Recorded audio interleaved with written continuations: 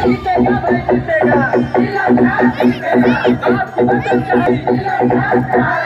आपका नेता कैसा हो, भोलेनाथ कैसा हो, ओम की जय बोला, इतना गड़बड़ साफ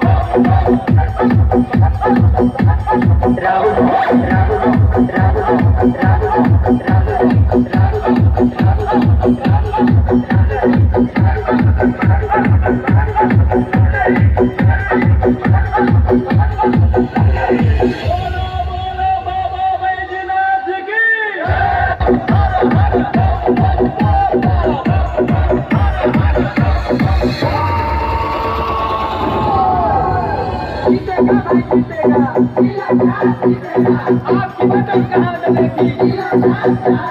आपका नेता कैसा हो, भोलेनाथ कैसा हो, ओम की जय बोला, इतना गड़बड़ बाप रे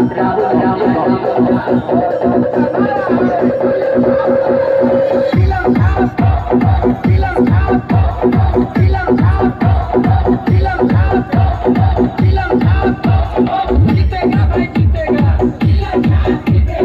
जीतेगा भाई जीतेगा, आपका नेता कैसा हो, भोलेनाथ कैसा हो, ओम का नारा है, आपका नेता कैसा हो, भोलेनाथ कैसा हो, फिल्म छाप, फिल्म छाप, फिल्म छाप, फिल्म छाप, फिल्म छाप।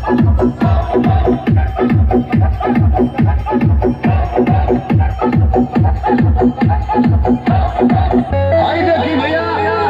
अड़भंगी बाबा के अड़भंगी भक्त कौना तरीका से उनके खुश करे की कोशिश कर रहा है। भोला बाबा बोल भोला बाबा खालो ना भांग के गोला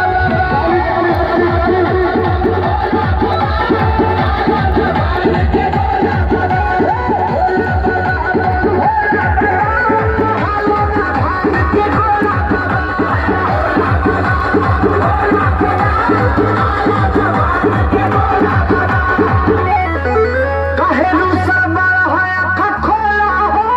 मुख से कुछ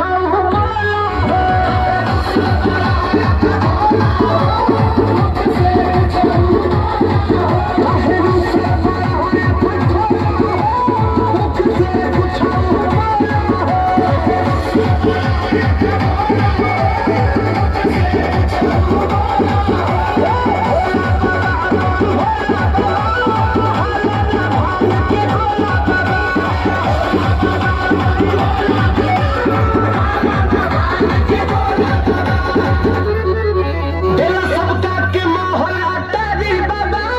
बन के जो होला भिखारी बाबा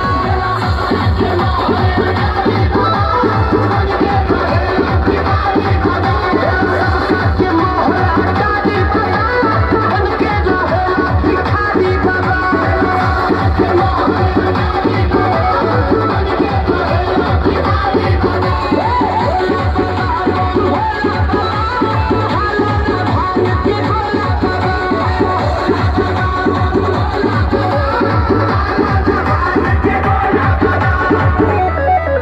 देखी रितेश विशाल को हरावता रे मान जाई बाबा मनावता रे देखी रितेश विशाल को हरावता रे मान जाई बाबा मनावता रे